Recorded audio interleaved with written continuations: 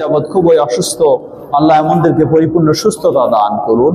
তাদের অসুস্থতার মধ্যে দিয়ে ভুল ত্রুটিগুলিকে ক্ষমা করে দিন। আর যারা আমাদের প্রিয়জন বিদায় নিয়ে চলে গেছেন, আল্লাহ সেই মুসলিমদের ভুল ত্রুটি ক্ষমা করে তাদেরকে জান্নাতুল ফেরদাউস নসিব করুন। আপনি নিজে অসুস্থ,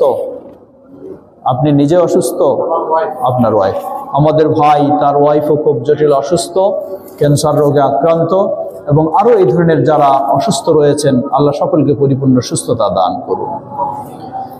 আমাদের সন্তানদেরকে আমরা যেন ইসলামের আলোকে গড়ে তুলতে পারি, আল্লাহ আমাদের সকলকে সে তৌফিক দান করুন।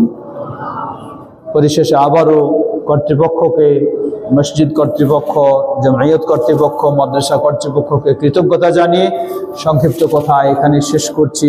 আবারও সুযোগ হলে দেখা হবে। আমরা যেন সবাই দ্বীনের কাজে আন্তরিকতার সাথে ঐক্যবদ্ধ হয়ে অগ্রসর হতে পারি। আল্লাহ আমাদের সকলকে সে তৌফিক দান করুন।